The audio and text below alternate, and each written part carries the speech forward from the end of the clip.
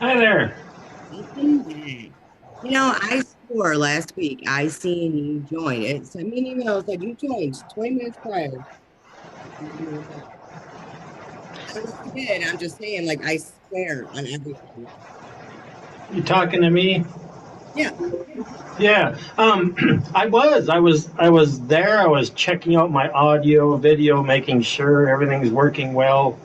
Then at about 5 minutes to, I click on the link. I'm sitting here waiting. Nothing's happening. And then I went and checked the chat window, and you typed in, "It is off."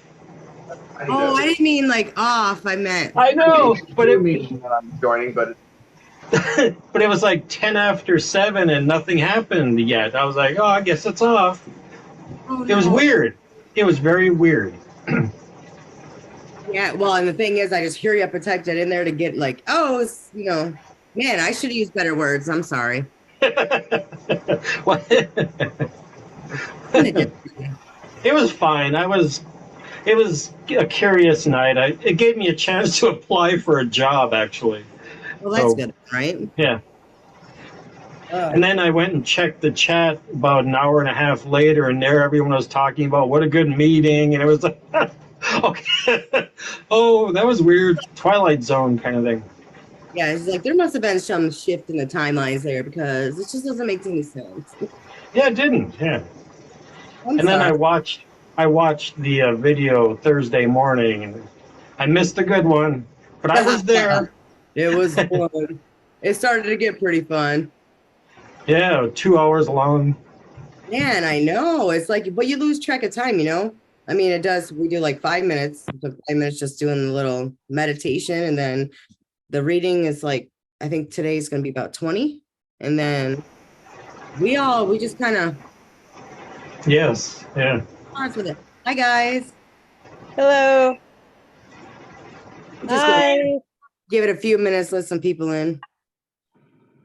We were talking about my message last week, and I was like, oh, and we're off, meaning like up and running. And unfortunately, our buddy here, Robert, said, oh, I guess the meeting's off. Yep. That's something I would have done. Though. You know what? I should just be banned from posting anything. No, no. What are you connected to?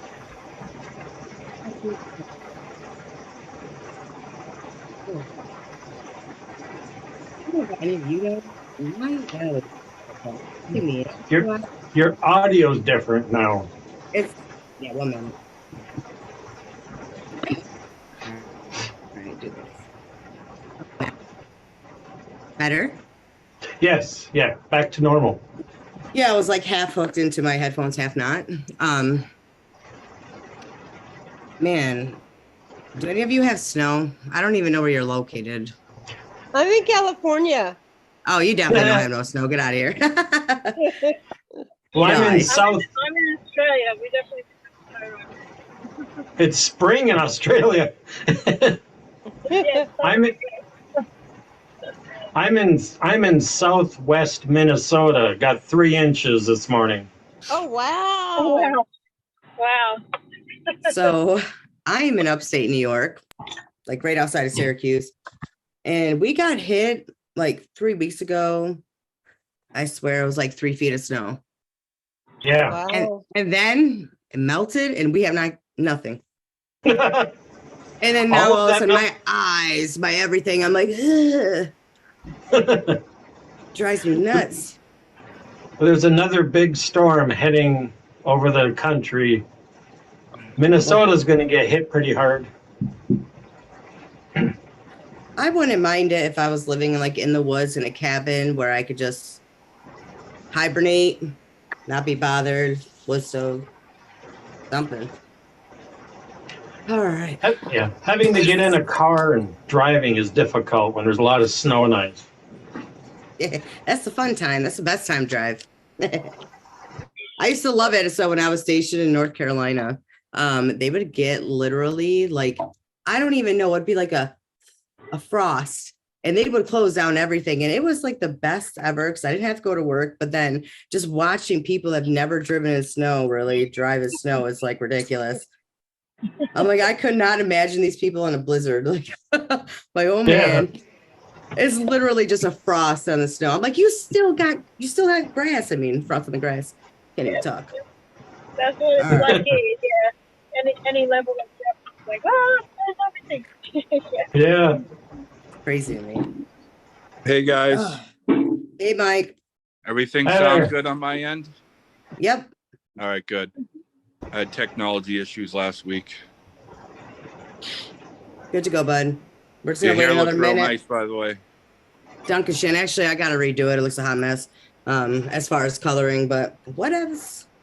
I figured I'd tame the lion mane today because I got that really curly, crazy hair. Hi, I like it. Andrew. Hello. Can you guys hear me? Welcome. Yes, perfect. Hello. Awesome. All right, so I'm gonna give it one more minute because I'm talking. I like to hear myself. Just kidding. We'll go right into the trillium. We'll play that song for like just meditation, little cohesion over here. About 5 minutes. I think it's like 5:52, and then it'll go instantly. Like everybody be muted. It's gonna go instantly into the reading. It's gonna read. We're on session 63, and which reminds me, let me do that real quick. Session 63, I'll play through it, and at the end, it's free for all. Say what you want. Well, you know, keep it nice, but and we'll just jump right into discussing. So hold on, I just want to pull this stuff up because if I don't, myself will totally be stuck here. All right, who we And got? we're- Amanda. Remember, it's being recorded too. Oh yes. Is it? Do I have it recording? Yes, I do. Good. It says Yeah. so. So the first week, well, 2 weeks ago, not just the last one, whatever, I meant to record it. I did record it, but the problem was I didn't have it set up. So it was only recording the person who was talking. So not like the whole group experience. I'm like, well, this is just no fun, it just didn't look right. So, all right. Can you guys hear? Yeah.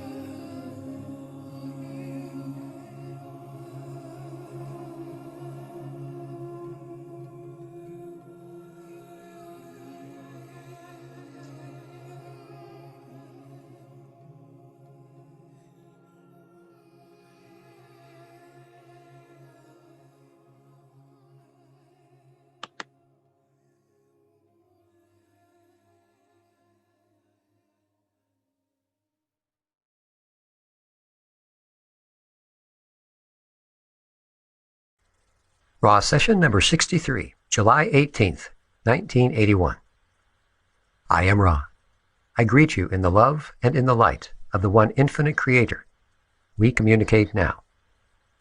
Questioner. Could you give me an indication of the condition of the instrument? I am Ra. This instrument's vital energies are at the distortion which is normal for this mind-body-spirit complex. The body complex is distorted due to psychic attack in the area of the kidneys and urinary tract. There is also distortion continuing due to the distortion called arthritis.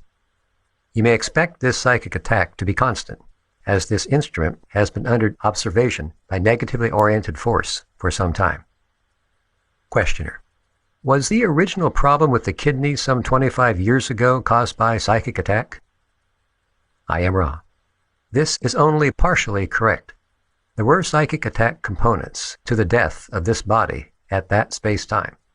However, the guiding vibratory complex in this event was the will of the instrument.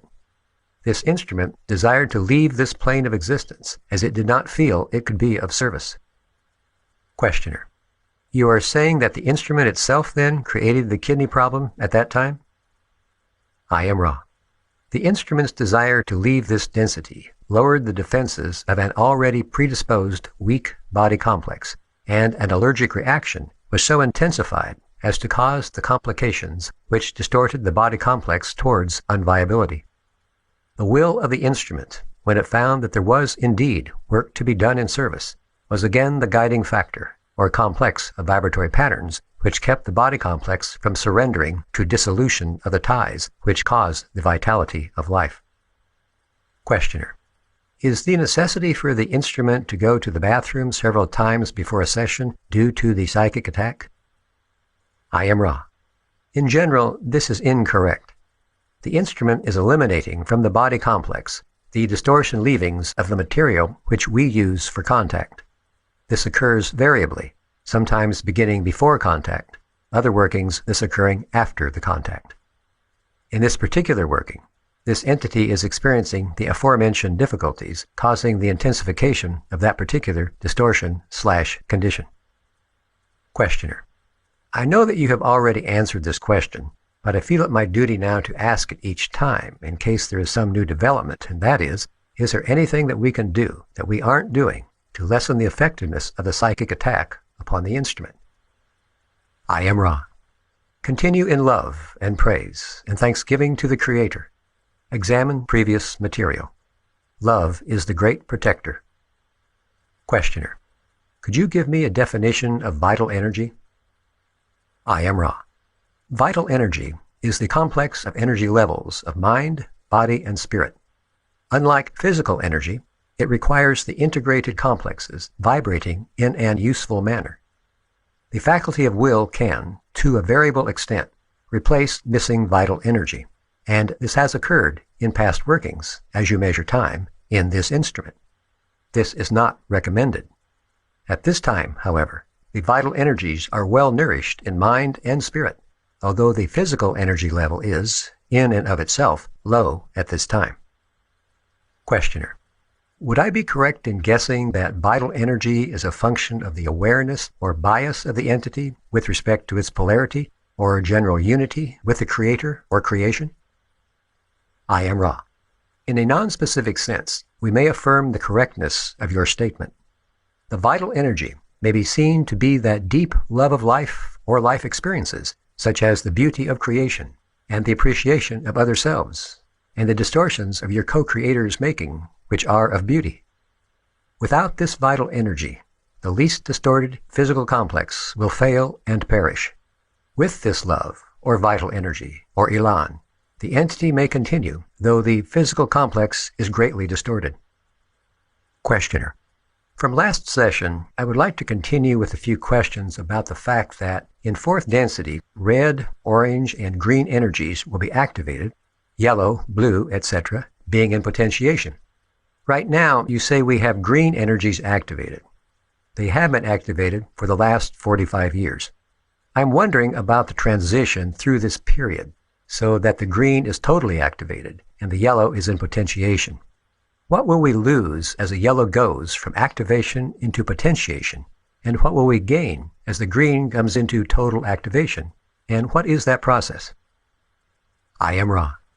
It is misleading to speak of gains and losses when dealing with the subject of the cycle's ending and the green ray cycle beginning upon your sphere. It is to be kept in the forefront of the faculties of intelligence that there is one creation in which there is no loss. There are progressive cycles for experiential use by entities. We may now address your query. As the green ray cycle, or the density of love and understanding, begins to take shape, the yellow ray plane, or Earth, which you now enjoy in your dance, will cease to be inhabited for some period of your space-time, as the space-time necessary for fourth density entities to learn their ability to shield their density from that of third is learned.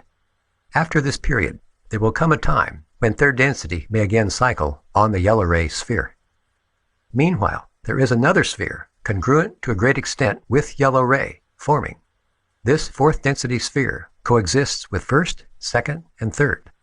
It is of a denser nature due to the rotational core atomic aspects of its material.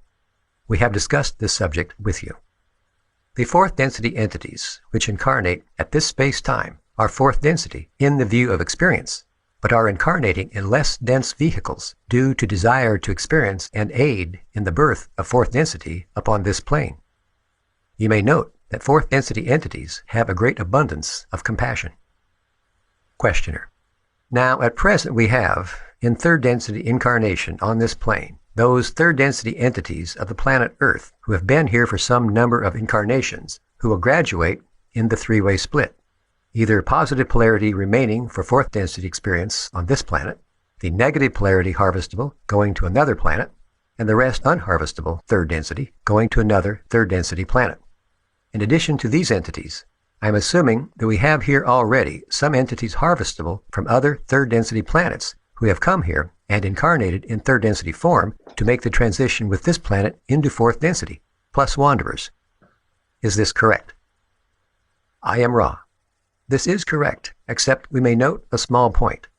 The positively oriented harvested entities will remain in this planetary influence, but not upon this plane. Questioner. I think you said there were 60 million wanderers approximately here now. Am I correct in that memory? I am Ra. This is approximately correct. There is some excess to that amount. Questioner. Does that number include the harvestable third density entities who are coming to this planet for the fourth density experience? I am Ra. No. Questioner. Approximately how many are here now who have come from other planets who are third density harvestable for fourth density experience? I am Ra. This is a recent, shall we say, phenomenon, and the number is not yet in excess of 35,000 entities. Questioner. Now, these entities incarnate into a third density vibratory body.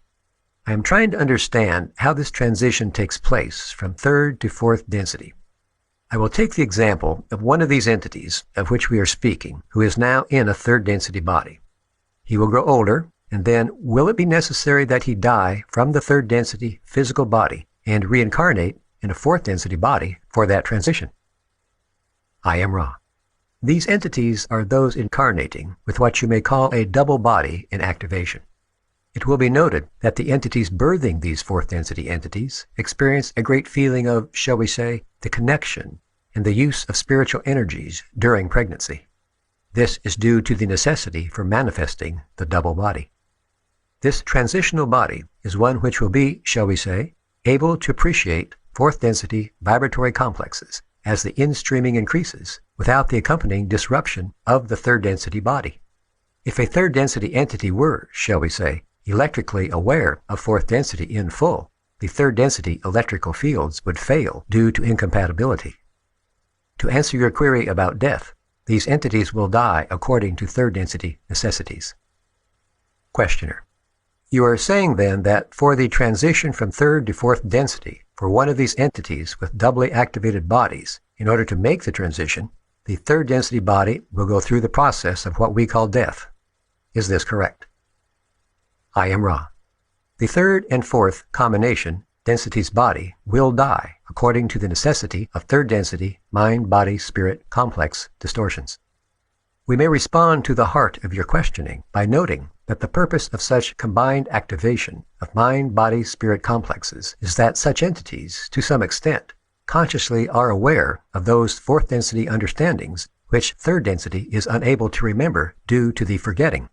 Thus, fourth density experience may be begun with the added attraction to an entity oriented towards service to others of dwelling in a troubled third density environment and offering its love and compassion. Questioner: would the purpose in transitioning to Earth prior to the complete changeover then be for the experience to be gained here during the harvesting process? I am Ra. This is correct. These entities are not wanderers in the sense that this planetary sphere is their fourth density home planet. However, the experience of the service is earned only by those harvested third density entities which have demonstrated a great deal of orientation towards service to others. It is a privilege to be allowed this early an incarnation, as there is much experiential catalyst in service to other selves at this harvesting. Questioner: there are many children now who demonstrate the ability to bend metal mentally, which is a fourth density phenomenon. Would most of these children then be this type of entity of which we speak? I am Ra. This is correct. Questioner: is the reason that they can do this and the fifth and sixth density wanderers who are here cannot do it the fact that they have the fourth density body in activation? I am Ra. This is correct. Wanderers are third density activated in mind, body, spirit, and are subject to the forgetting, which can only be penetrated with disciplined meditation and working. Questioner: I'm assuming that the reason for this is that, first, since the entities of harvestable third density who have very recently come here are coming here late enough so that they will not affect the, shall I say, polarization through their teachings. They are not infringing on the first distortion because they are children now, and they won't be old enough to really affect any of the polarization until the transition is well into activation. However, the wanderers who came here and are older and have a greater ability to affect polarization, and they must do that affecting as a function of their ability to penetrate the forgetting process in order to be within the first distortion. Is this correct? I am Ra. This is quite correct. Questioner: it would seem to me that some of the harvestable third density entities are, however, relatively old, since I know of some individuals who can bend metal who are over 50 years old and some over 30. Would there be other entities who can bend metal for other reasons than having dual activated bodies? I am Ra. This is correct. Any entity who, by accident or by careful design, penetrates intelligent energy's gateway may use the shaping powers of this energy. Questioner: okay, now as this transition continues into fourth density activation, in order to inhabit this fourth density sphere, it will be necessary for all third density physical bodies to go through the process which we refer to as death. Is this correct? I am Ra. This is correct. Questioner: now, are there any inhabitants at this time of this fourth density sphere who have already gone through this process? Is it now being populated? I am Ra. This is correct, only in the very, shall we say, recent past. Questioner: I would assume this population is from other planets, since the harvesting has not yet occurred on this planet. It is from planets where the harvesting has already occurred. Is this correct? I am Ra. This is correct. Questioner: then are these entities visible to us? Could I see one of them? Would he walk upon our surface? I am Ra. We have discussed this. These entities are in dual bodies at this time. Questioner: sorry that I am so stupid on this, but this particular concept is very difficult for me to understand. It is something that I'm afraid requires some rather dumb questions on my part to fully understand. I don't think I'll ever fully understand it or even get a good grasp of it. Then, as the fourth density sphere is activated, there is heat energy being generated. I assume this heat energy is generated in the third density sphere only. Is this correct? I am Ra. This is quite correct. The experiential distortions of each dimension are discrete. Questioner: then at some time in the future, the fourth density sphere will be fully activated. What is the difference between full activation and partial activation for this sphere? I am Ra. At this time, The cosmic influxes are conducive to true color green core particles being formed, and material of this nature thus being formed.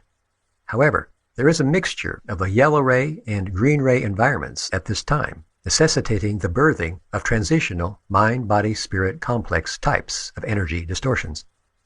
At full activation of the true color green density of love, the planetary sphere will be solid and inhabitable upon its own, and the birthing that takes place will have been transformed through the process of time, shall we say, to the appropriate type of vehicle to appreciate in full the fourth density planetary environment.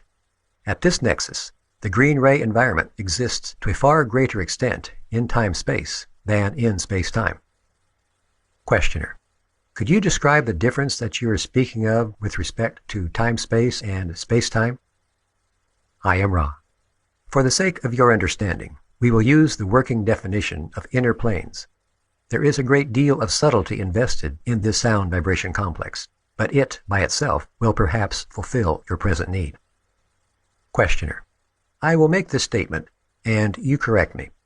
What we have is, as our planet is spiraled by the spiraling action of the entire major galaxy, as the big wheel in the sky turns and our planetary system spirals into the new position, the fourth density vibrations become more and more pronounced. These atomic core vibrations begin to create, more and more completely, the fourth density sphere and the fourth density bodily complexes for inhabitation of that sphere. Is this correct? I am Ra. This is partially correct. To be corrected is the concept of the creation of green ray density bodily complexes. This creation will be gradual and will take place beginning with your third density type of physical vehicle, and through the means of bisexual reproduction become, by evolutionary processes, the fourth density body complexes. Questioner: then are these entities of which we spoke, the third density harvestable, who have been transferred, are they the ones who then will, by bisexual reproduction, create the fourth density complexes that are necessary? I am Ra. The influxes of true color green energy complexes will more and more create the conditions in which the atomic structure of cells of bodily complexes is that of the density of love. The mind-body-spirit complexes inhabiting these physical vehicles will be, and to some extent are, those of whom you spoke, and, as harvest is completed, the harvested entities of this planetary influence. Questioner: is there a clock-like face, shall I say, associated with the entire major galaxy of many billions of stars, so that, as it revolves, it carries all of these stars and planetary systems through transitions from density to density? Is this how it works? I am Ra. You are perceptive. You may see a three-dimensional clock face, or spiral of endlessness, which is planned by the Logos for this purpose.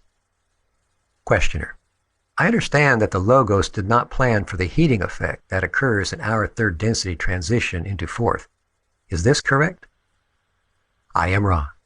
This is correct except for the condition of free will, which is, of course, planned by the Logos, as it itself is a creature of free will. In this climate, an infinity of events or conditions may occur. They cannot be said to be planned by the Logos, but can be said to have been freely allowed. Questioner: it would seem to me the heating effect that takes place on the planet is analogous to disease in the body and would have as a root cause the same or analogous mental configuration. Is this correct? I am Ra. This is correct, except that the spiritual configuration, as well as mental biases of your peoples, has been responsible for these distortions of the body complex of your planetary sphere. Questioner: when the third density goes out of activation and into potentiation, that will leave us with a planet that is first, second, and fourth density. At that time, there will be no activated third density vibrations on this planet. Am I correct in assuming that all third density vibrations on this planet now are those vibrations that compose the bodily complexes of entities such as us, and that is the sum total of third density vibrations on this planet at this time? I am Ra. This will be the last full query of this working. This instrument has energy left due to transfer, but there is discomfort. We do not wish to deplete this instrument. May we say that this instrument seems in better configuration, despite attack, than previous workings. To answer your query, This is incorrect only that in addition to the mind-body-spirit complexes of third density, there are the artifacts, thought forms, and feelings which these co-creators have produced. This is third density. May we answer any brief queries as we leave this instrument? Questioner: is there anything that we can do to make the instrument more comfortable or to improve the contact? I am Ra. You are conscientious. All is well. We leave you now, my friends, in the glory of the love and the light of the one infinite Creator. Go forth then, rejoicing in the power and the peace of the infinite Creator. Adonai. All right, guys. So feel free to unmute yourselves. And it's got away. I do gotta go grab some paper though. And I'm sorry if it took me a minute to let some people in. It was hiding behind my floating thing. That's why I went to hide it so I could see when you guys were trying to come in.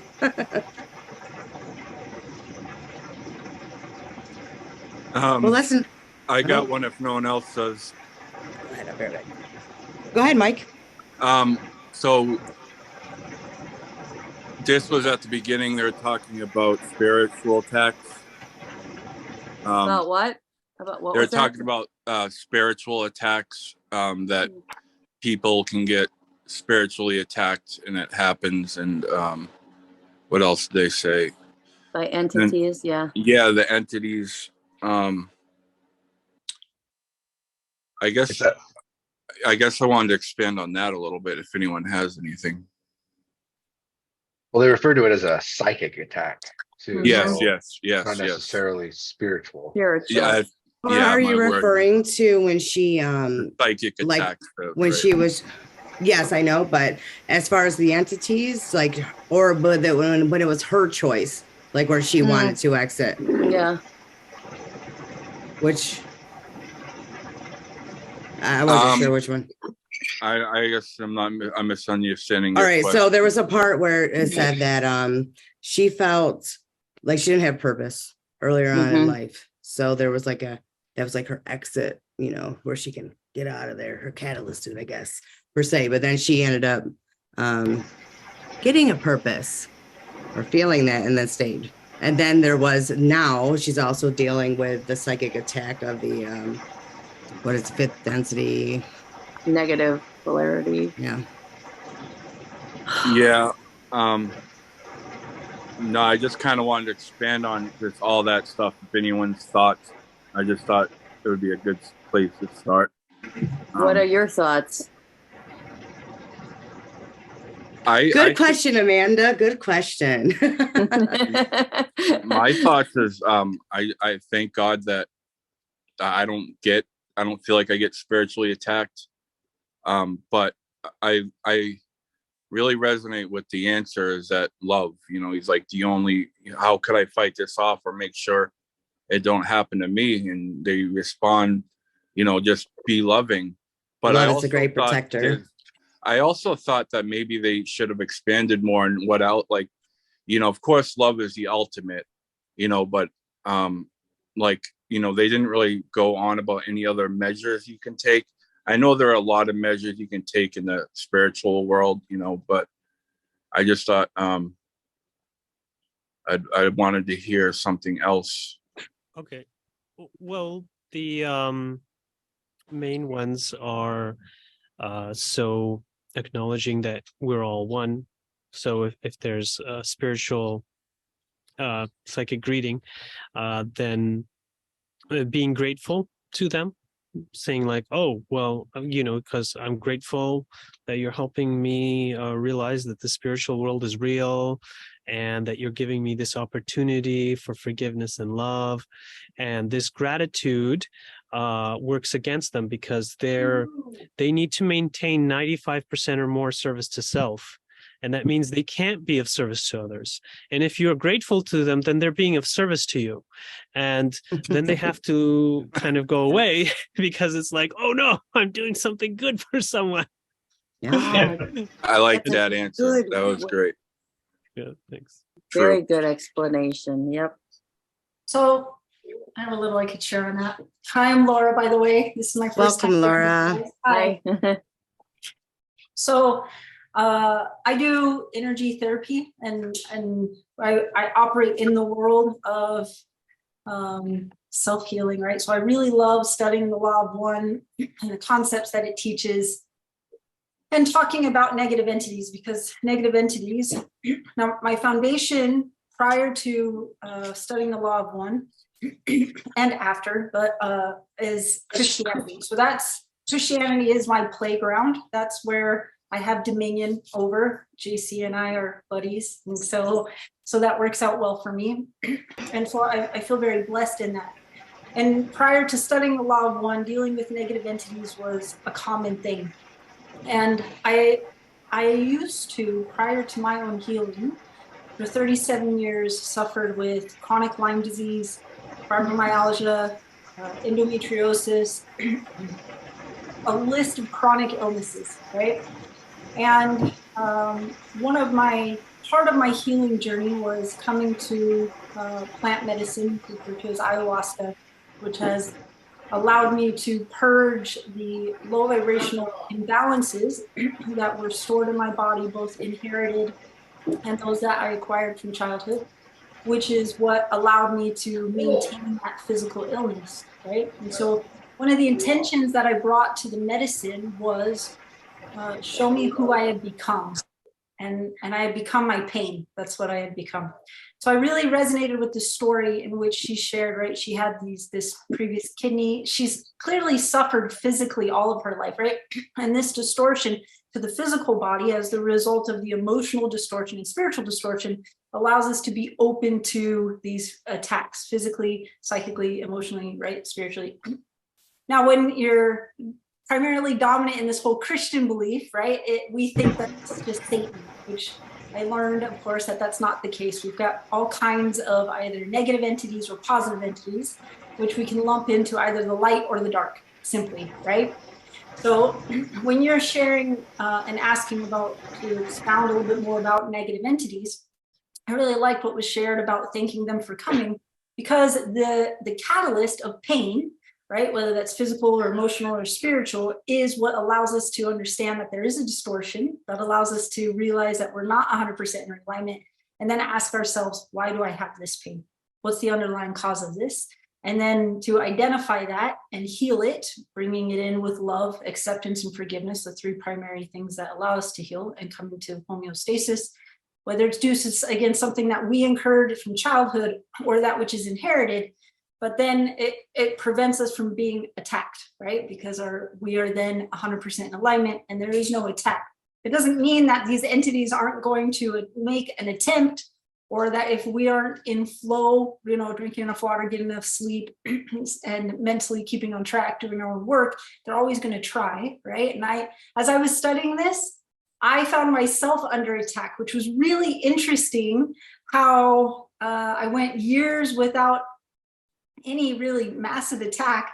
And then the more I started to study this and the more my chakras started to open, the more it took about a week or two, but then the attack started to come. I was like, what is that? What's happening, right? Super interesting how that started to happen. And then in fact, impact my business, right? Another opportunity for me to sit down and go, what is happening? Now for me, I took that into the courts of heaven, which for me that exists because I believe in that. And I was very fortunate that I have also those who can pray for me. And what I also really love is just the constant conversation about the love of the three of them, right? And how healing that is. As we bring healers together, we bring together light and love, how we heal each other. And that is, I think, a very good demonstration for myself and validation of how powerful our love for others are. But I agree with with thanking the entities for being there, but then using our power authority to cast them out, and then identifying the block or imbalance with us that allows it to be there. So those are just some of my thoughts in that. I don't know if that was what you're looking for, but that was my 2 cents of wisdom there. I'm sorry, I muted everyone when she was talking because there's a lot of background noise. So I see you trying to talk, Mike, and thank you, Laura, for sharing. Like, that was beautiful. I'm like, oh, perfect. New spokesperson right here. That's great. Thank you for sharing your personal story though, too. Appreciate that. Where did he go? Did he disappear? Oh, there you are, Mike. You can go ahead now. You can't unmute yourself. I just asked you to unmute. There we go. So my question was like, what is it that you thought that you kept yourself open? You know, you talked about your chakras. And so do you think that's what it was that left you open to the attacks that you spoke of? Like, No, you know, what was it that was open, that you were leaving open that you were not aware of? That's a great question. So first, in understanding that when studying this work, we don't even necessarily have to have something completely distorted in order for them to make an attack, right? And so just as he asked, what is it that we could do to lessen the effects of the attacks on the instrument? And the answer was to stop doing this work. And he keeps saying that over and over again, right? So the fact that we are seeking the light, that we are seeking the law of one, and that we strive to make efforts in this, the action of it is enough to create and draw attention to the polarization and to be attacked, right? To get you to stop doing what you're doing, right? Now, for her, I find it interesting. I know this doesn't answer your question. In my line of work, channeling or astral projection intentionally is considered a sin. Now by sin, I just mean lower vibrational, taking you away from your highest self as a result of the intention of leaving your body that was given to you to have agency over, to exist within your body. Obviously, many people do it. We channel often, many times people channel unintentionally. Some people love this work and in part do that as a result of service to others, right? So in no way, shape, or form am I knocking channeling. However, when we think about the laws of our physical body and our spiritual body and the intentions of coming here to earth, we're intended to be in our bodies, right? Which she's not. She's not in her body, which within itself leaves her open to attack, right? So for myself, I would say that which left me open to attack was the light that came in and those chakras being opened up, really almost kind of blown up, really, as doing this studying and connecting with it, that within itself created an attraction to the polarization. Now, in this work, if you, for instance, have an overactive chakra, that within itself is an imbalance. So I would say the answer to your question is it was probably an overactive third eye, crown chakra, and root chakra in myself that allowed me susceptible to that attack, which happens. And so people, when you have an overactive heart chakra, you might feel over emotional, overly sensitive, and this massive amount of love that you want to give to everybody, right? And it creates a little bit of a shock to the physical body, and we have to bring that into alignment and balance ourselves. So that would be my answer, is just probably overactive chakras that I needed to balance. That is what left me susceptible to it. All right, can I do one more follow-up question real quick? So I'm trying to tie this into the law of one, and I know, so their answer is, you know, love much as you can is what's going to block it. Do you think, I don't mean to try to pry into your personal, but do you think it was a lack of love somewhere, whether it was for yourself or were you like hating someone at the time, or like, could you tie that in somehow? I don't know that I could tie that in. I would certainly say not a lack of love or hatred. That's something that is I didn't mean to say that, just like kind of like, you know, going through something. I respect the question. I'm not offended by it by any means. No, not that. It's literally, if we think about our physical bodies and our energy bodies as is it really more scientific, right? And what I mean by that is there's a balance to it.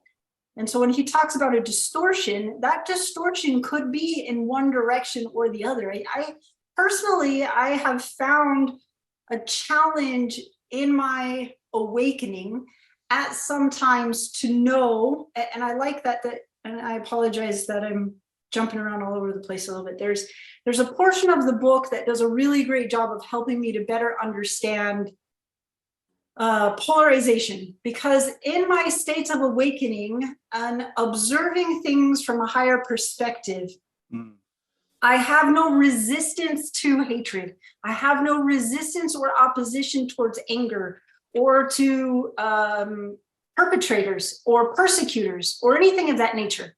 In my higher states of consciousness, I just see it as what it is. And there is this love and acceptance for both sides of the light and the dark, understanding that the polarization is what allows for evolution. But then there's this other part of me that goes, wait a minute, at some point in time, I should probably be sticking up for what's right.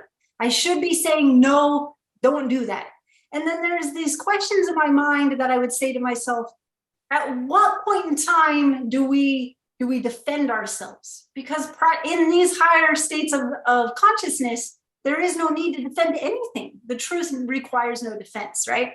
So I really appreciated how it goes a little further in the book and starts to talk about how in, I think it's 6th and 7th density, there is no need to oppose or to even restrict the opposition or attacks from the opposition. They just allow it to be so. And for the first time I heard this, I thought, oh, it makes so much sense. I'm teetering between these levels of frequency or levels of consciousness between 3rd, 4th, 5th, 6th, 7th, depending on my own vibration. And sometimes I'm like, who cares? Let it all go to shit. And other times I'm like, that's not right. You should really stop that person who's killing those other people, right? But there's this conflict depending on where I'm on an energetic frequency level, that it's a little bit of a challenge where I need to understand I am in a 3D body, right? Existing in the 4th dimension, right? And in my states of meditation, awakening, and in my journeys, I'm in 7th, 8th, 9th, 10th, looking down going, oh, this is all really fucked up, but it's all perfect, exactly as it should be. I'm just gonna let it go, right? So it's a beautiful journey trying to figure out where my role is in all that, depending on my vibration. And to sum that up, no, it doesn't have anything to do with hatred or lack of self-love, but rather just a distortion, right? My physical body may not be where my spiritual body is, right? Or my consciousness. And I need to always constantly focus to bring those into alignment and to homeostasis. All right. I was just trying to see if there was a way to tie it into Ra's answer about just like if love is all it's going to take to protect you. And if you're being attacked, I was just using your example, but I love the answer and thank you very much for. I want to quote you on that, like, oh, it's all fucked up, but it's beautiful. Like, you're going to see that on the page. Sorry. I was like, I love that. Thanks for right. Yeah, so I do think it's always a love thing. So basically the entities, and I mean, like in my experience anyways, that it started out as like entities or psychic greetings, and then like I got good at managing those, and now now I have like kind of local Satanists that are harassing me on my Facebook and being like, oh, stop doing good deeds, and it's like, oh, I'm gonna raise the devil on you and all that kind of stuff. And so and then like their modus operandi is they're like looking at all my posts and then trying to find any imperfections, and then they're like, oh, you what do you call it, weren't as nice as you could have been over there, or something like that, and so that's kind of at least the drift of it in my experience. So it's always kind of, they're always looking for the chinks in your armor of light. Yeah. And so they're giving you an opportunity to fix those chinks by because in what they're kind of doing is they're finding these chinks and they're trying to exploit them, and then you're like, oh, I have like a hole in my armor, okay, I better fix that up. And right. So they're really providing a service in that way. Right. In other words, you kind of pick your thoughts apart and see what where is it coming from? Is it coming from a place of love? Is it coming from a place of ego? So that was all helpful anyways, Mm-hmm. Thank you. Yeah, well,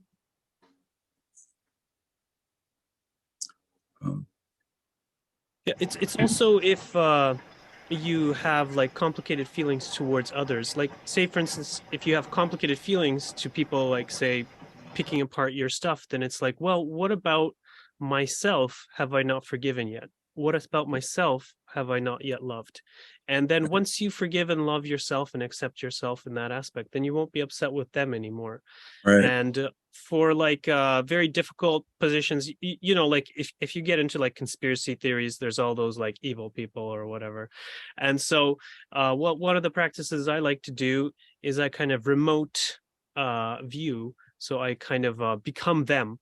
And then I'm like, so then I have an understanding of what their perspective is and why they're doing what they're doing. And then it's easier for me to forgive and love them because they think they're doing the best that they can do with the limited information that they have. Yeah. Just compassion with other people and trying to feel where they're at too, you know, just feel where they are in their life and the things that they've gone through. And you know, it's easier than taking it personal, right? It's easier to be compassionate towards them and be like, oh, you know, not make excuses for them, but to truly understand rather than take it personal and feel like shit, you know. But is it really that easy if you don't understand and It's not understand easy. yourself and what you're exactly?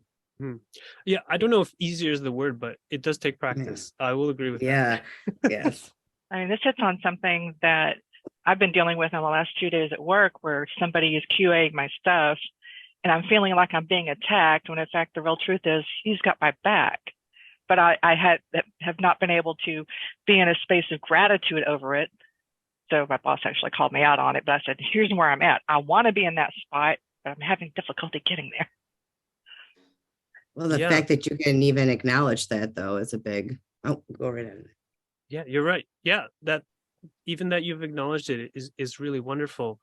And I would recommend doing some meditation on you know, helping you get to that place. You can always appeal to your inner plane guides, your spirit guides to help you, or even some teachings from the Confederation of Planets to help you with this.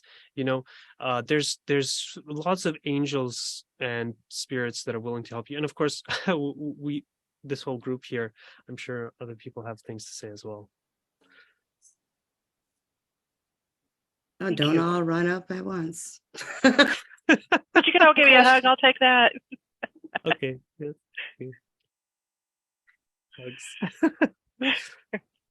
I have a question.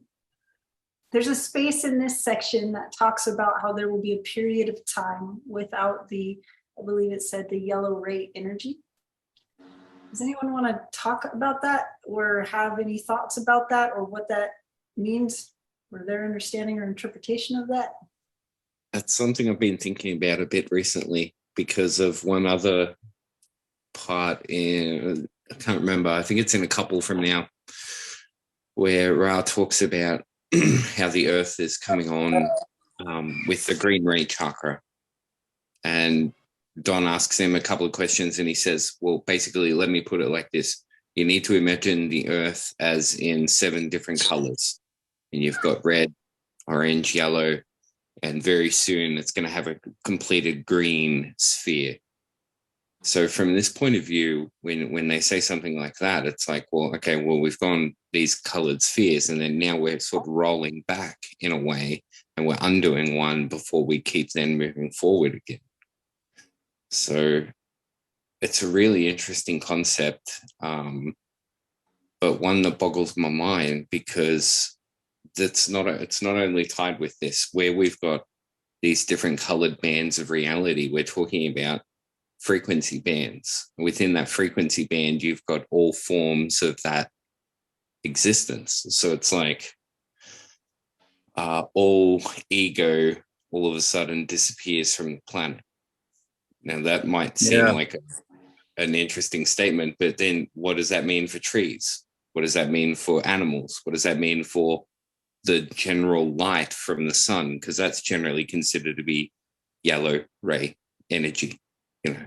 Really? Other things like this, you know. So there's multiple things that exist within the yellow band frequency, and it's not just the issues that we encounter as human beings. That's one tiny part of the human 3D experience. But generally speaking, we inhabit all of these different bands together collectively all the time. We are here right now, us in this group, whether we're walk-ins or not, to my understanding.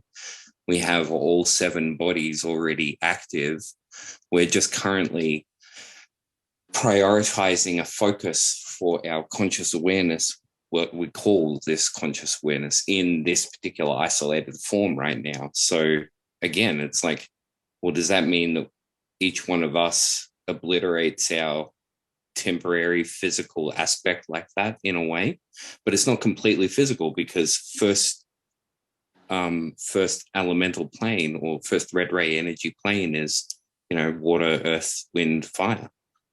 So it's not like, it makes it sound like they're suggesting that everybody's going to die for a period of time and there's going to be no life, but it's actually not like that. I think not like what that my first assumption might jump to be. It might be something a little more subtle, but infinitely more interesting in that. Mm-hmm. Yeah, I'd just like to clarify a few points there. And I know in the LL archives, they mentioned that all beings, including rocks, have all of the chakras in potentiation, but they're not necessarily active. Like, so rocks, they just have the first chakra open, and then the others are held in potentiation, and plants have the first 2, and then third density beings, usually it's the first 3. And what they mean by the spheres, based on my understanding, is they're just referring to the third density. And the third density is the one with the veil. That's where the people that incarnate don't remember their previous incarnations.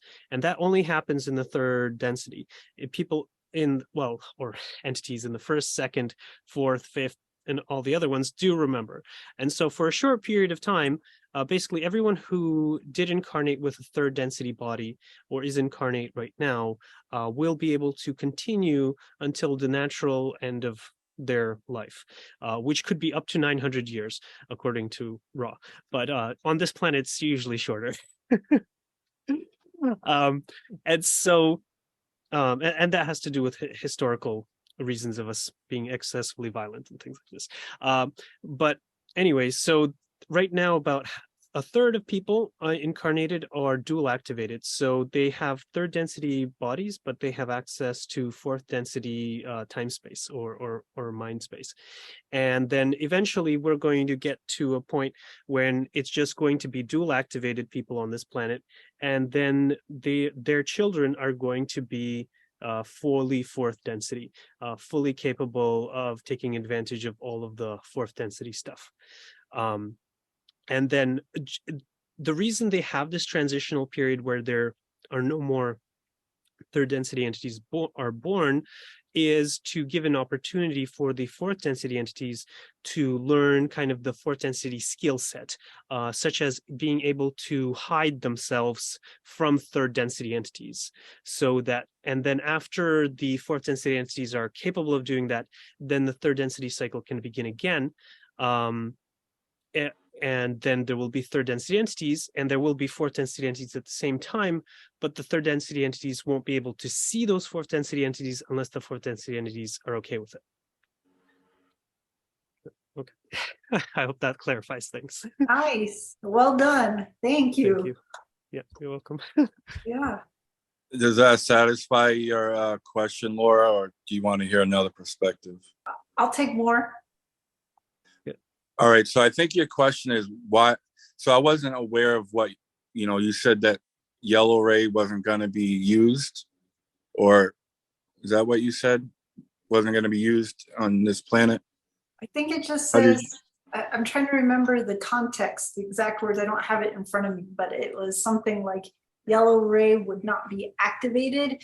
And during this time, it would just be green ray activation. And then it would restore yellow ray. I don't All right, so I'm gonna come at it with a perspective of just love, right? So, we talk about getting to that place of unconditional love, how tough it is to actually accept, other people for who they are without taking it personal, all that stuff. That's part of the growth. Like, if you're coming out of your yellow ray, you're going to be in your ego. You're going to want to make money, and then you come into the blue, where you're growing, and you're learning to love yourself and others, and then you go further and you start to realize who you are, and then that comes from the green ray. So the yellow ray wouldn't be used as much, you know what I mean, because people shouldn't be at that place of ego. Does that make sense? Yeah. Oh, after it's Laura. yellow, it's green. Okay. Yeah, sorry. green, right? But Right. yellow is like your ego and all that. So we're supposed to be growing out of that spiritually, we should be coming out of our blue rays and then activating the green ray. And then there will be no use to activate the yellow ray, because we won't want to come from a place of ego, because you're fully understanding of the oneness.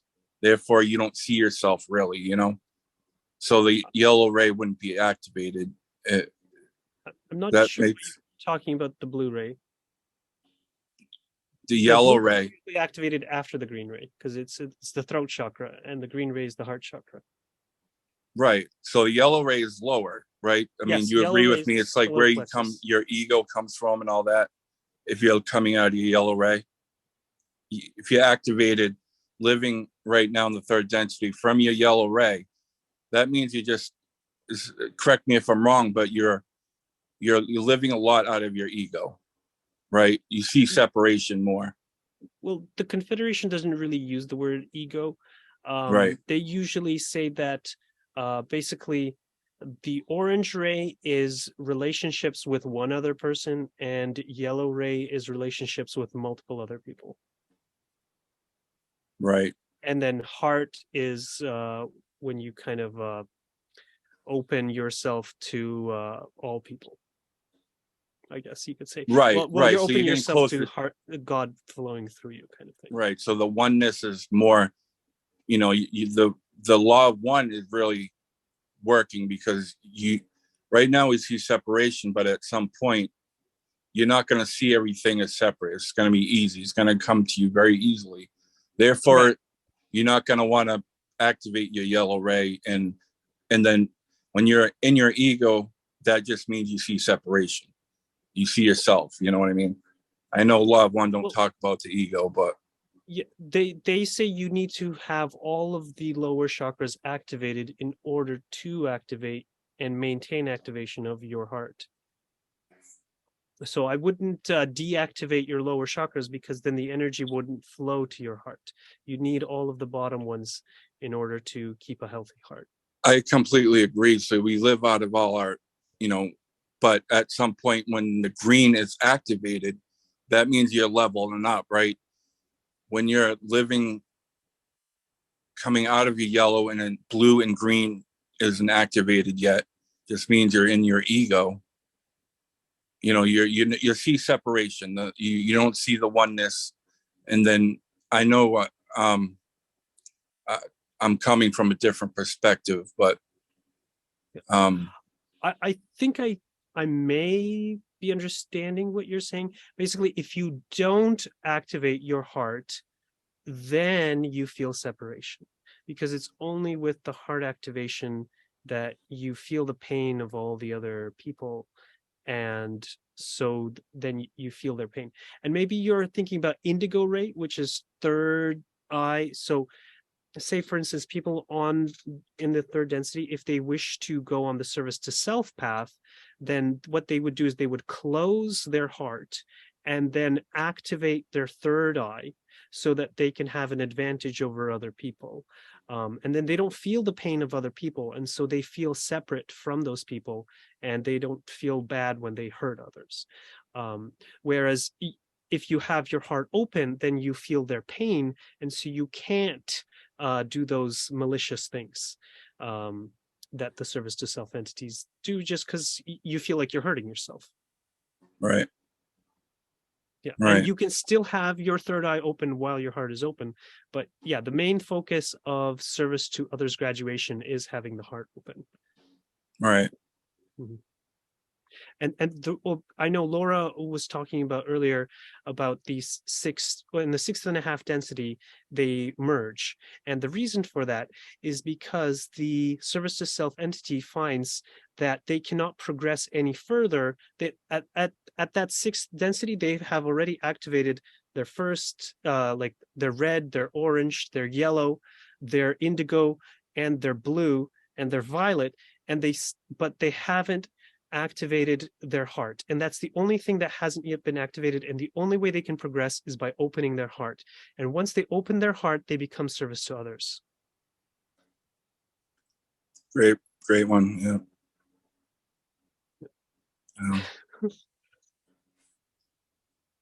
Thank you. What about you, Desiree? Any thoughts? Any questions? Oh, I'm just taking it all in, my friend. Taking it all in. Actually, I'm glad you're asking questions, because regardless, it's like these other points are getting brought right. And I'm like, oh, okay, that makes even more sense to me now. I don't even know. I've been writing down everything. Taking notes, okay, guys? I get to learn too now. For sure. I would like to mention something. Hi there.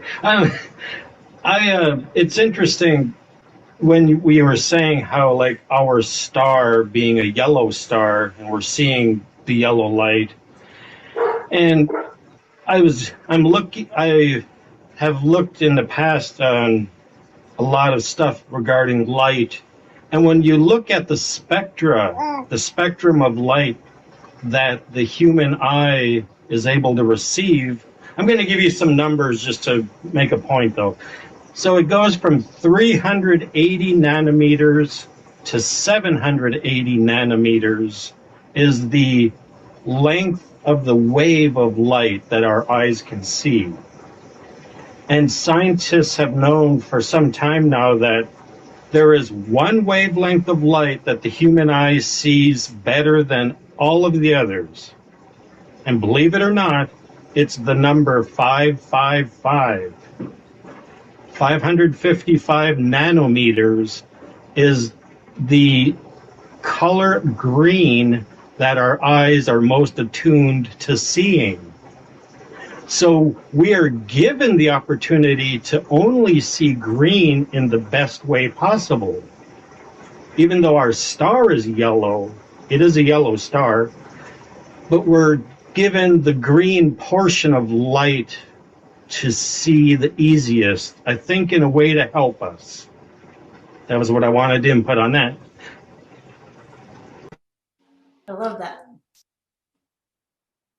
I just want to clarify that the visible light spectrum of our star, the dominant frequencies are more like C and green. I posted the link. And it's actually been changing over the years, I believe. Even older people, like such as myself, it seems like the star is changing color in the sky. It's becoming more whitish. Well, that could just be from your perspective too. Maybe. Yeah, Because, exactly. You know, we're all growing and changing. My question is, so the sun puts out a yellow ray energy. That I'm trying to wrap my mind around why that would be. I guess I just didn't get there yet. And that question would be for Andrew. Yeah. So you mentioned the sun puts out yellow ray energy. Well, is that what Roth talks about? Well, we know from spectrometers. So if you take a crystal and then the light goes through it and it breaks up into the frequencies, and then we know that the green and cyan, which is like kind of a light blue color, is the most dominant frequency that is coming out of the sun. to us. And actually, I know I've read lots of books, and they say that green is actually it's a much stronger frequency. There's much more of it than the colors that plants absorb, which are usually blue and red. And so they were saying how this is a kind of inefficiency in our system because our plants are green. If they were a different color, then they could absorb that green light. But I think that maybe this is kind of part of Creator's plan to remind us about love by having all of these green plants about heart activation. I like that. Can I can I talk to the light idea for a second? This is going to be one that you need your imagination for. Light, as in the measured energetic frequency band, clearly is something that we can sort of touch, but the experience of what we call color is not. You can't catch a piece of red or a piece of green. What you catch instead, of course, is vibrating hypernoodles in vacuum space, or however you want to term it. But the point is light seems to exist across all scales, regardless, clearly, of our perception on that. The light, when it's experienced at the frequency scale that it's targeted at, would have relative life forms at that relative bandwidth, that Goldilocks zone, which would be equipped with the machinery to decode and translate that information. I've been toying with this idea for a little while, but green might be the safe, warm color center of it. So anything that can interpret something into what we would loosely call a visual experience, I think would have the range of colors that we have today. Take a dog, for instance. We often think that a dog doesn't see in color, but it doesn't see in color when we try to correlate the frequency numbers across the field into the human experience. But if you take the dog's experience, you know, that's the impossible $1 million question. How would you know? But, you know, that's the philosophical idea is that the reason why the abundance of green, the reason why it's centered around the middle point there. And if you have a look at your 300, 555, and then 700, it should pan out to be a golden mean to paint out the harmony in the where the two side spheres are crossing over to create the Vesica Pisces of our experience, which in this example is in the light spectrum. So does that make any sense? Yeah. Well, that was a good perspective. Yeah, definitely made sense. On the point of not being able to say touch red or touch green, I think about synesthesia. I may not be saying it right, but there are individuals who can taste a number and smell a color. And every time I watch something, I'm like, you know, I think that's supposed to be our normal, not our exception. Life is synesthetic, yes. Yeah. And then back onto moving up through the chakras. I have other friends that they keep talking about ascension systems and moving to another density, but as you're talking about moving through the chakras, or shall we say growing up into the chakras, that is the actual ascension process. Yes. Yes. Yep. Because, you know, at some point in all our lives, we all lived with our ego, you know, and then we learn, you know, then we learn the law of one, and then we realize a lot of things, and you don't come from a place of self much anymore, you know, and that's spiritually growing. And that's, as you're doing that, you're leaving your yellow ray. You're not living out of your yellow ray, and then you go into your blue ray and green, and so on. That's ascension. Yeah, that's how I look at it. Anyways, that's my perspective. It's probably more of a balance of it rather than not being in it at all. I remember Ra was saying that the service to self, they work very strongly with the yellow and the indigo ray. I don't know if that maybe, Mike, what you're talking about. Well, Laura, your question originally was, why would we not living with our yellow ray? Why would yellow ray be not activated, right? That was your question. Oh, but yeah, that's on the planet. Why yellow ray wouldn't be activated in our world. I was just using a perspective of why we wouldn't be living through an activated yellow ray. Just my perspective is because, like Ra explains it, you're more coming out of your ego, and then you ascend, and then you go into your blue rays, and then that's when you're loving more and you're loving yourself, and then you go into your green, and so on, until you just feel complete, the law of one, everything they explain. Or, if you want to go the Christian route, Christ consciousness, right? I don't know. Just so many perspectives, but it all lines up for me. It all makes sense. Getting there anyways.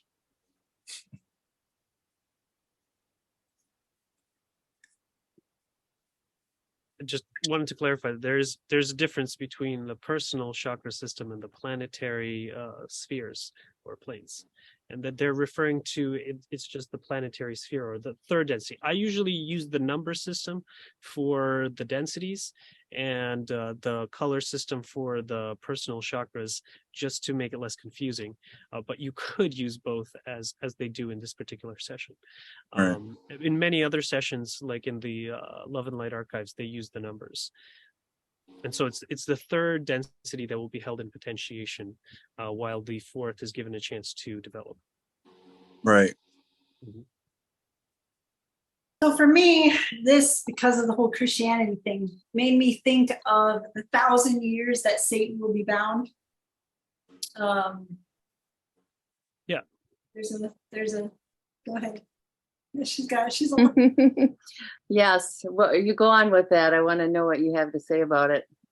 That was the first thing it made me think of, right? So first, let me share that just because I have the whole Christian belief doesn't mean that I don't believe in all other teachings or religions. I believe that they all overlap each other. They're just being used in different words to allow us all to come to a state of consciousness, right? So yeah. I just like to try to find the parallels between all of them. And so that was what that made me think of, was that was really the period of peace. And I originally posed the question to see if anyone else had that thought, right? And nobody happened to mention that, which is, that was what that made me think of. Was that I think you bring up a really great point. Mm-hmm. And well, it just brings to mind, there was the channeling by Pamela Arlan. She's a very great channeler, and she channeled Halal, which is, I guess, what Christian people would call Satan, and or Lucifer. And so Halal explains that it is an entity that provides itself as a domain for people to experience duality, so that they can experience self as different than other self, allowing them the free will to explore, hurting someone without realizing that it's themselves, that kind of thing. So it's that you could say it is analogous to that third density veil, and that third density veil being gone for, say, 1,000 years, which I believe is metaphorical. It may not be exactly 1,000 years, but so the third density will be gone or held in potentiation for a period of time, to allow the fourth density to. May I chime in a little? Go ahead. On the 1,000-year thing, I don't have the exact title for it and such, but I remember in Japan there is a rock that they say is holding a demonic spirit, and they said it's been there for about 1,000 years. Yeah. And it's starting to crack. It's starting to crack open. So I remember reading that like a year or two ago, thinking that was rather curious timing around the year 2020. And then I think a lot of Christian things myself. And it's I find it curious how some of the oldest people mentioned, or the longest lived people in the Bible, their lifespans were almost 1,000 years. Mm-hmm. So there's some powerful correlation to that number to our reality somewhere. But yeah, there's that rock in Japan with a demon in it that I got to look into that again. It's got to see what that is. It is the Killing Stone, apparently. I just looked it up as you were talking about it. I'm not even going to try to say it because I'll probably butcher it big time. Seso Seki, or the Killing Stone. So it says it contains the transformed corpse of, well, you know what? I'm not even going to go there. I'll just put it in there and you can go ahead and read it. I'm going to mess it all up. Jack up names, guys. So with 1,000 years of peace or whatever, I mean, I know that comes from after the Armageddon thing, and then Satan's supposed to be put in a prison, and then the peace and people will get resurrected and blah blah blah. So maybe that's some correlation to the fourth density transitioning and learning fourth density stuff. I don't know, but I know where all that comes, you know, that 1,000-year thing. I love that. Yeah. So prior to studying the Law of One, I had my own personal thoughts. There's nothing to support this. It's just my own journey that the return of Christ, so to speak, is really Christ consciousness within us, right? And so the return of Christ is us becoming our self-actualized, self-realized being in Christ. And so this is that the form that we call Jesus, this frequency, so to speak, is really us manifesting that within us, as if we're all one anyways, right? So, and that's super fascinating about the statue that holds that demon spirit. That's super interesting. So thanks for sharing that. The Love and Light archives, they mention that we are in Armageddon right now. Like one time they were like, when is Armageddon coming? And they're like, they find that to be a very humorous question. It is like someone at a dance saying, where is the dance? You are in it. This is the time.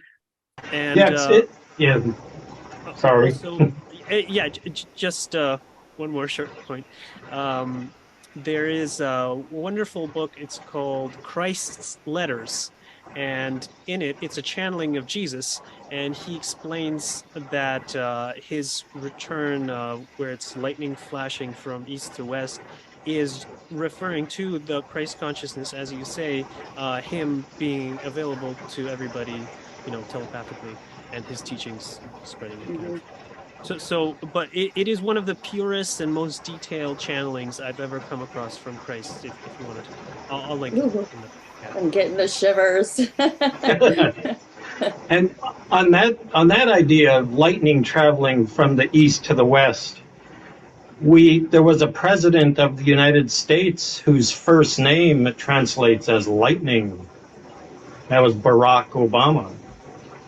Barack is lightning, and he was almost like he traveled from east to west. He was accused of being raised in like a Philippine school, I think, but there's no proof for that really. Anyway, oh, that's a great theory. I've heard that theory also. Watch out for Kanye West. They really pumping him up to be the next Jesus. Nah, he's bipolar, man. Everybody knows that. Whatever. I don't think that's gonna happen. I don't know. I mean, the stuff that he's done, I don't know. Politics, maybe. Yeah, let's kind of avoid politics. I think that gets weird. Yeah. Sorry, I mentioned the president. I would. It would be enjoyable if any of you who had an interest in Christianity to look up Aaron Abkey on YouTube. He has a playlist called Mystical Jesus, and it's wonderful stuff. It really is. I'll have to look into that because where I'm at in my journey, I consider myself post-Christian, having been raised Baptist and moved into other lines of thought, and I've gone back and forth over the different things I've heard, the Bible having been edited, and then questioning whether or not some of these people really existed. Although I do know there have been times since then that it's been a verse that I looked at some point that's come back to mind to validate what I was thinking. So I'm still struggling with working this out in my own path. Yeah. Yeah, sounds good. We really come to a point where we're not going to need labels anymore. You know, there's no point.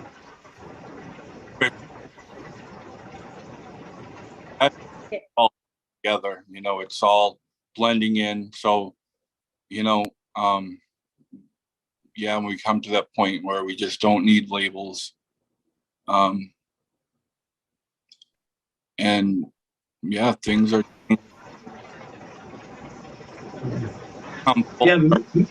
back to the Bible, not Christianity, but the Bible, and was able to look at it with a new set of eyes with discernment because of the law of one, you know.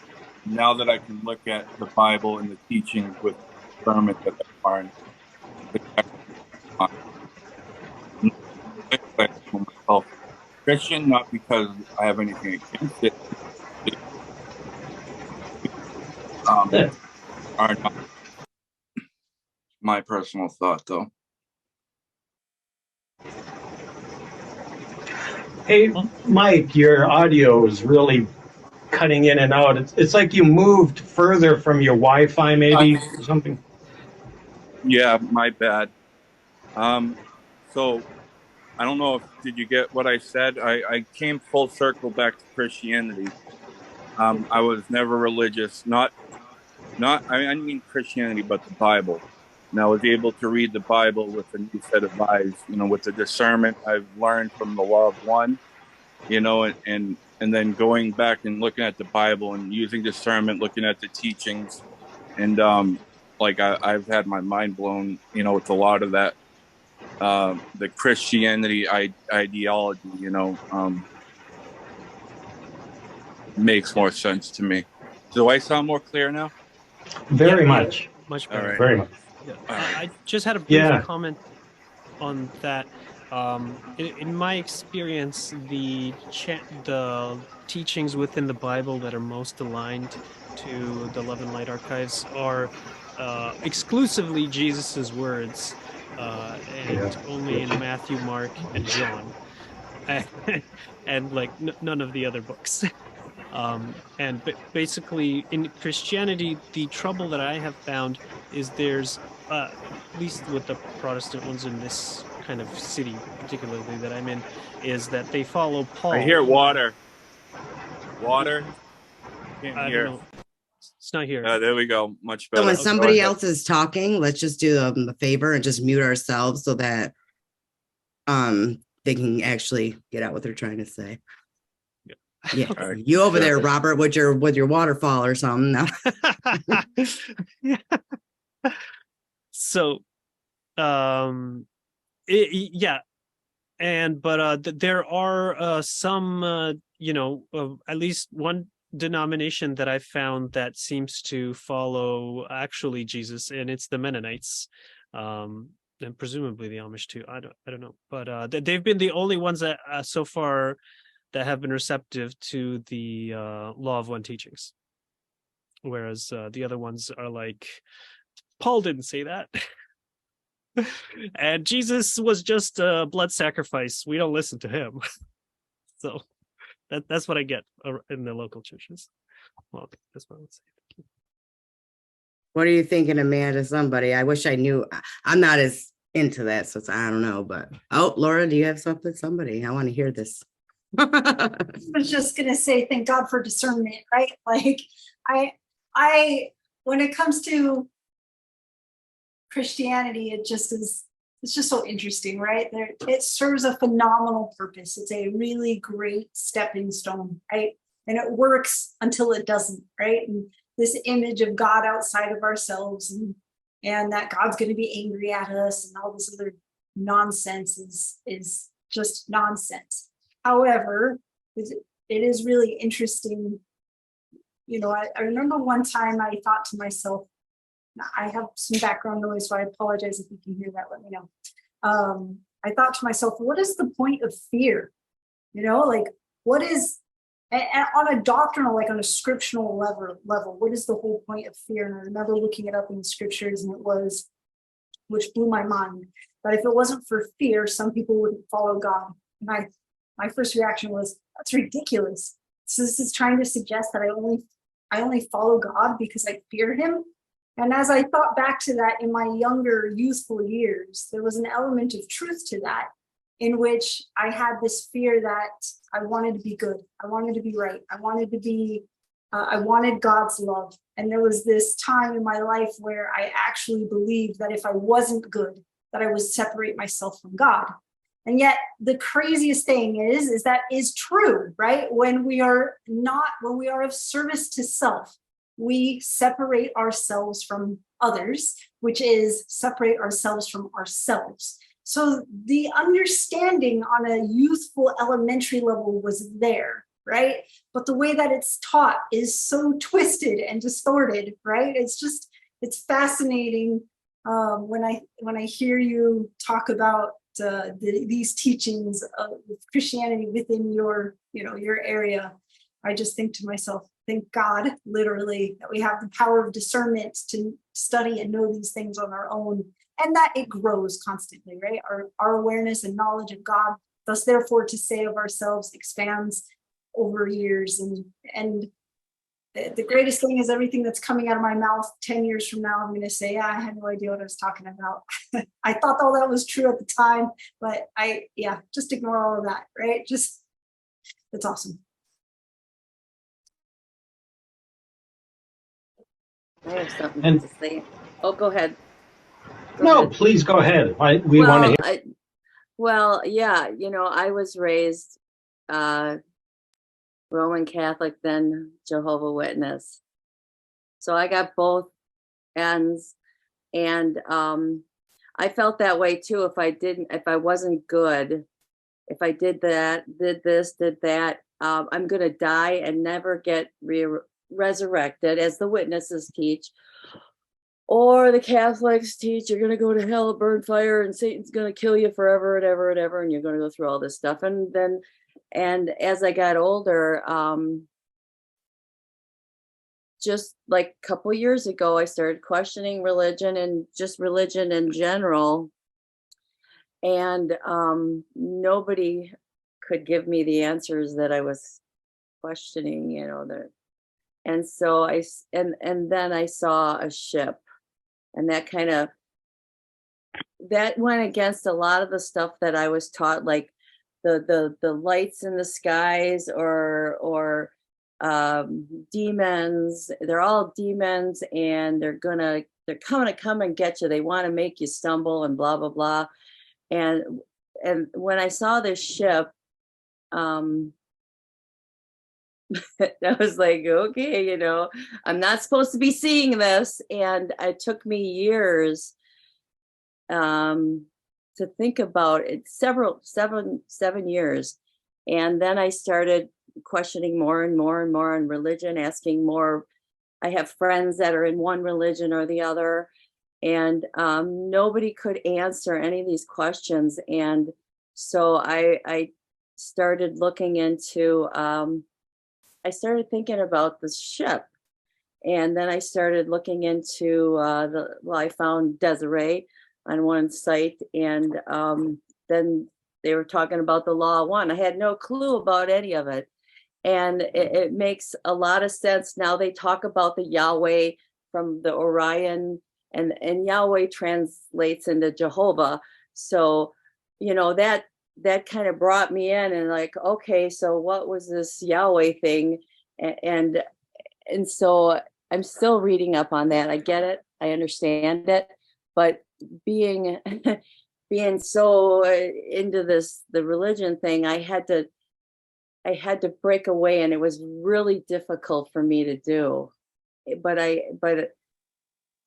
I understand it now, and I can tell you what, sometimes I want to slip back into it, but that's fear driven.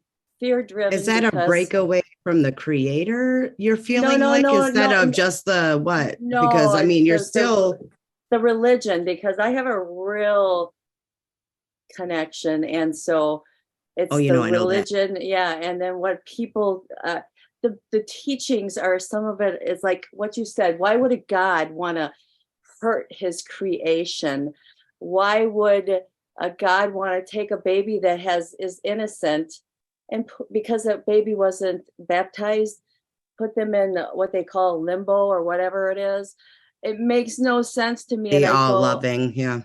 It just makes no sense to me. Or the God that needs to be worshipped, just him and alone.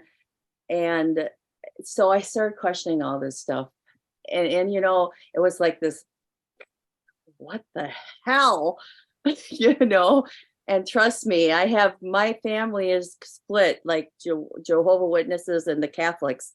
So, and then when I come in and go, wait a minute, maybe you guys are all kind of. Then Amanda's like, I'm up there with a ET. Amanda's like, I'm floating up, like seriously. They actually started going, what's wrong with you? I go, nothing. I'm starting to see some of this false, maybe not false, but false. I'm going to say false teachings to keep people. You're starting to think for yourself, right? Keep people in a fear place where they follow the masses, or that gang mentality. Even though you're not hurting people, but the gang mentality, you follow, one person, and so I kind of started breaking away from that.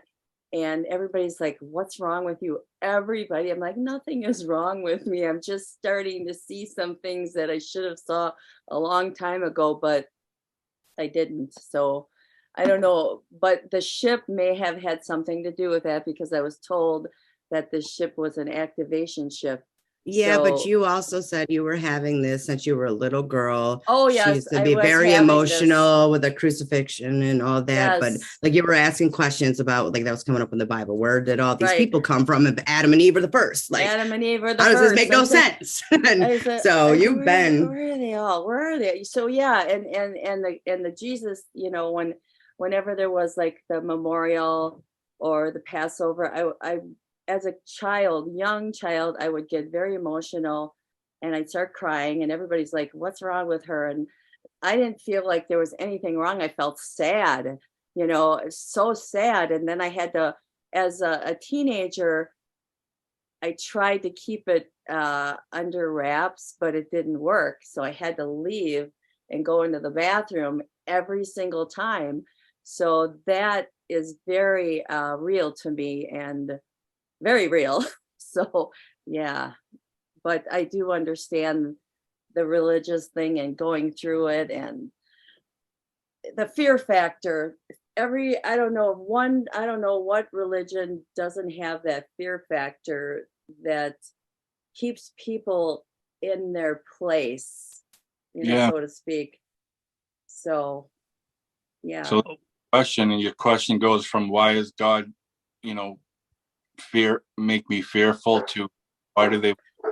Well, I think all the writings that these men wrote were, quote, inspired by God. Well, men, humans, I'm saying humans, not just male, the gender, humans,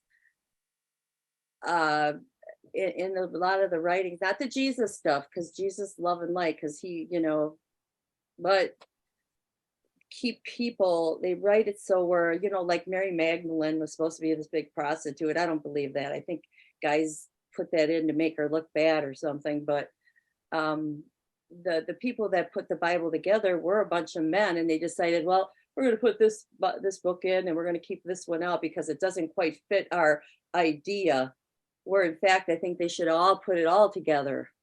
But that's just my thought process. So I think all in all, a lot of it has to keep people in order, and fear does that.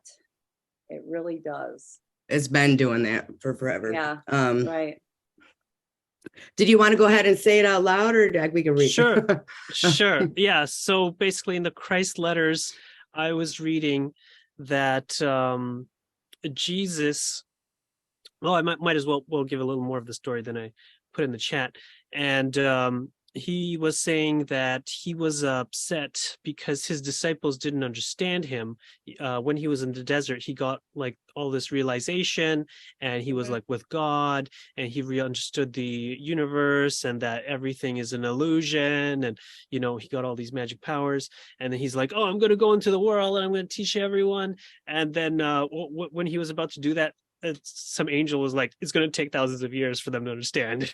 He was like, oh damn. Anyway, so they didn't get it, and he was very frustrated, the fact that nobody was understanding him.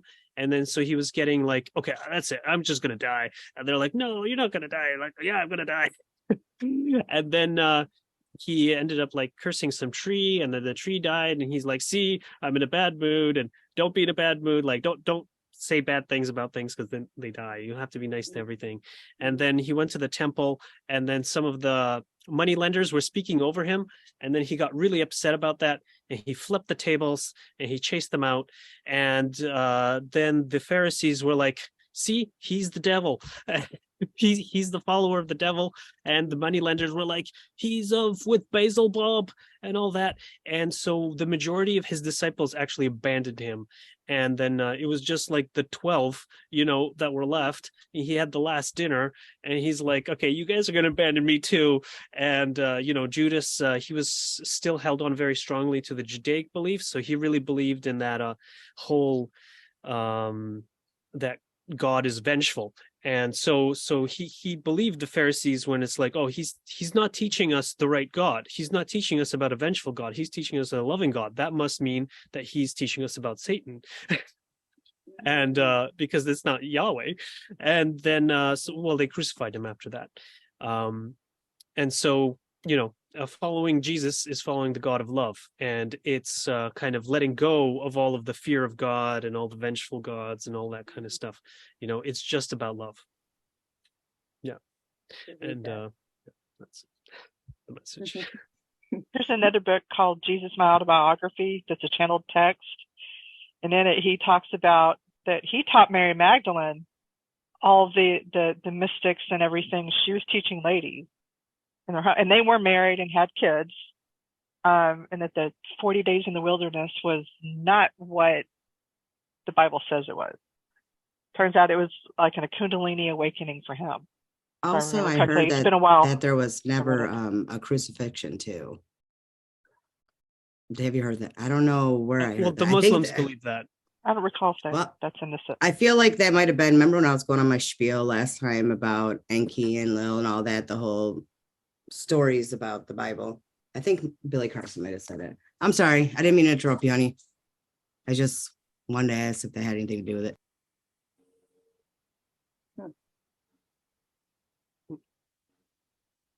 Oh, there was one last thing I was going to say that I forgot to say was that if you look into the Bible, so in the Christ letters, Jesus is like that time in the desert. That was his whole awakening period. But in Matthew, the time in the desert is when he was tempted by the devil. Mm-hmm. And the devil is the loving God that Jesus met in the desert, right? Because his disciples didn't really believe in the loving God. They continued to believe in their Jewish ways of vengeful God. And that's why kind of Christianity didn't really it didn't really become as loving a religion as Jesus. was. Here's a And- motherfucker. And it's interesting, the first like 150 to 200 years after the death of Christ, which may or may not have happened, but it's generally believed it did happen by crucifixion. The first few couple hundred years after that, there were a lot of controversies going on, which was shaping Christianity as we now know it. There were controversies where one group believed that he was a human who became a god. Another group that believed he was God who became a human. And then another group who believed he was God in human form, but he left the body during crucifixion. You know, they had all these different beliefs all happening at the same time, while all the writings of the New Testament were being circulated around the Mediterranean Sea, and people were copying their versions of it and sending it to other churches. And the whole thing for the first couple hundred years was just an amazing mishmash of stuff.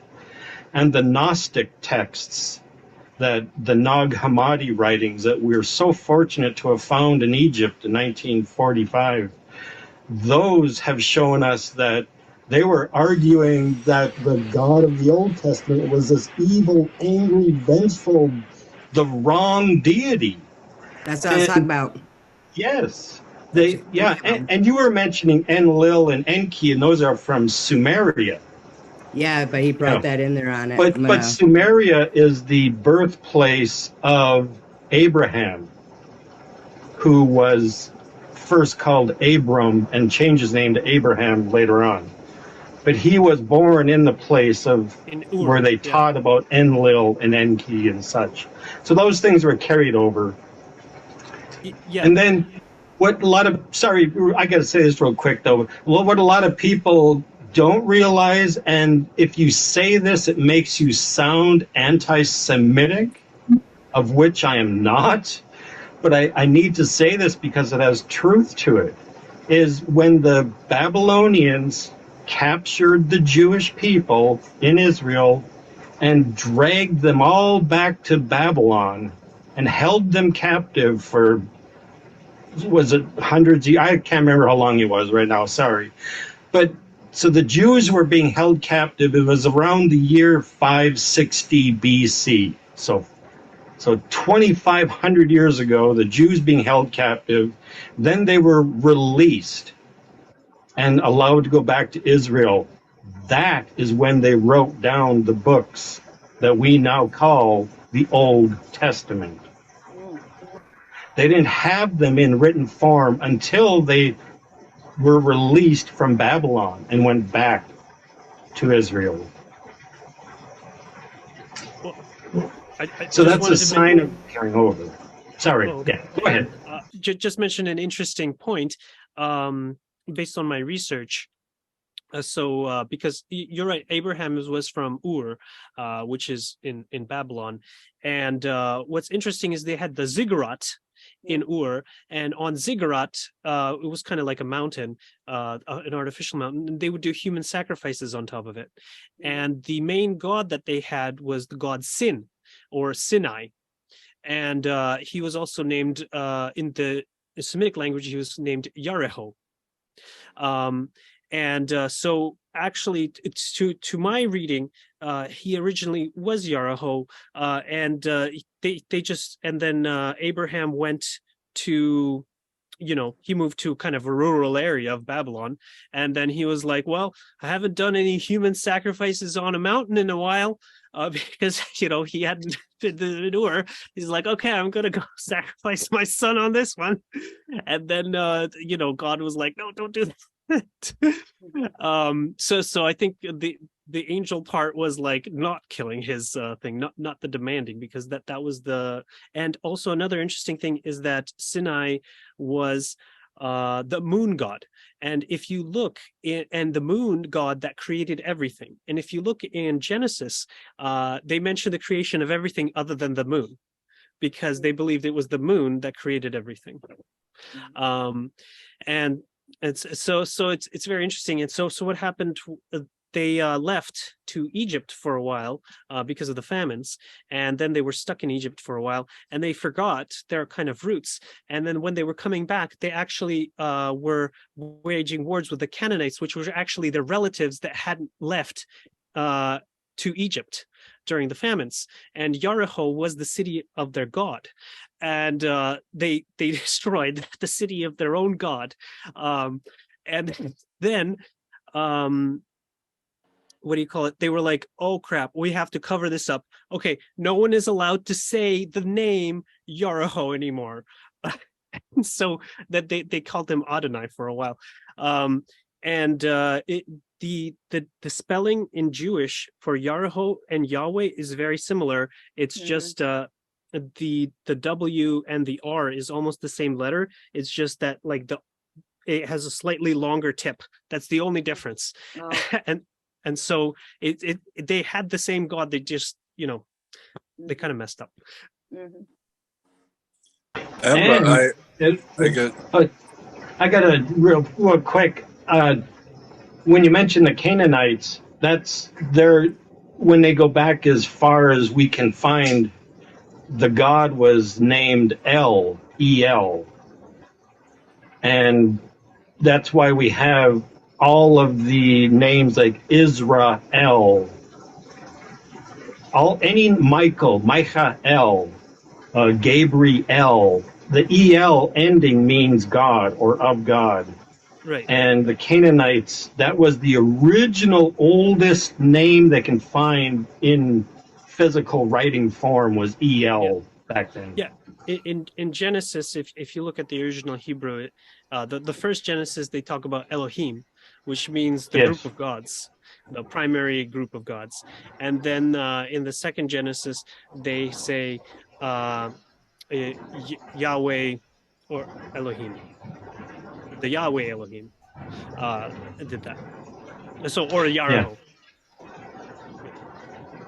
The YHVH. I need to come to your guys' class and learn some stuff because I don't know anything. I'm like this, like a little back and forth watching you too. Like, it's fascinating.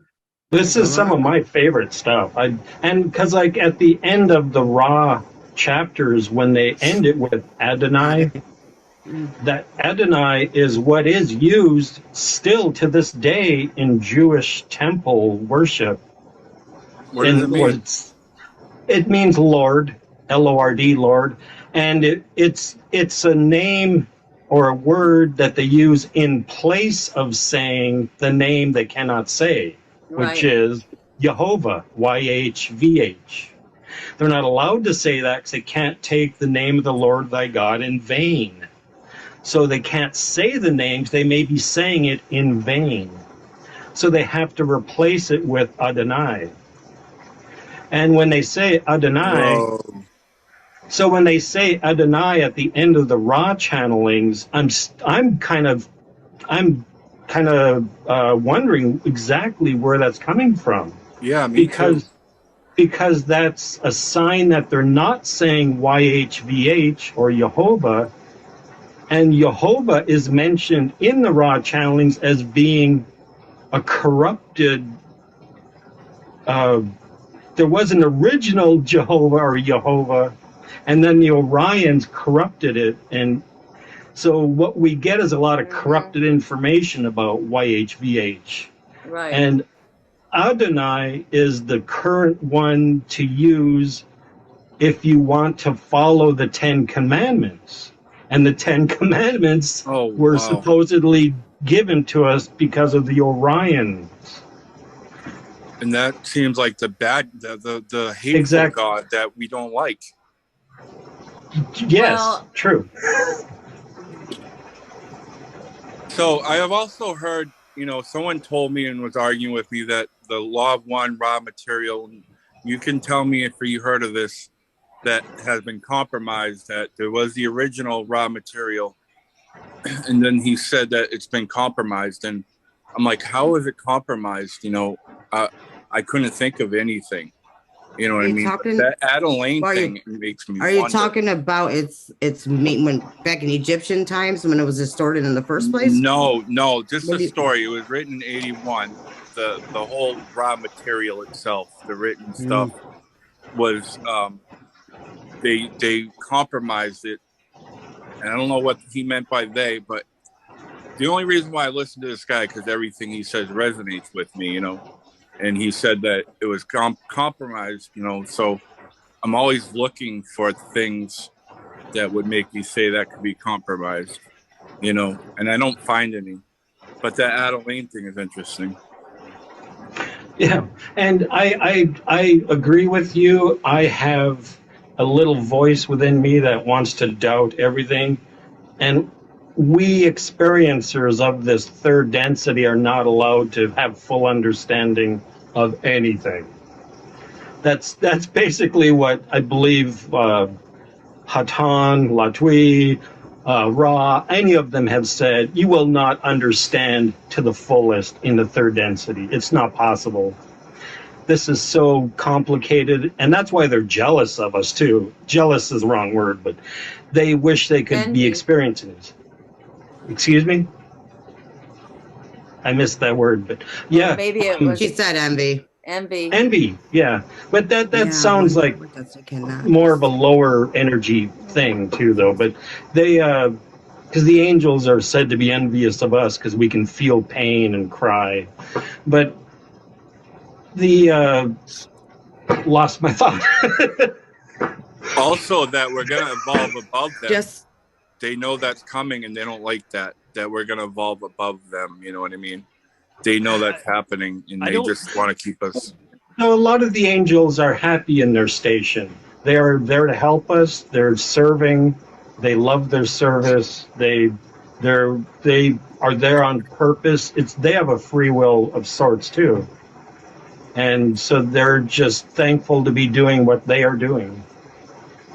And Satan was an angel, as it says in the book of Job in the Old Testament. He was at the throne of God. You can't have Satan in both hell and at the throne of God at the same time. So, King of the earth. I am going to close this out. 10 Yeah. p.m. If you guys want to come back to the same link, I'll open it back up and you guys can talk. I don't care. But for this, I want to close it out. I appreciate everybody. Especially your guys' input. I'm over here like, I have no idea. No idea. Let me hear it. They got my notes. So I do really appreciate it. Thank you. Thank you so much, everybody. Yeah, it was good. Thank you, everybody. yeah, thank you. I appreciate this very much. Love you all. Thank you. Good night. Love you too. Bye. All right.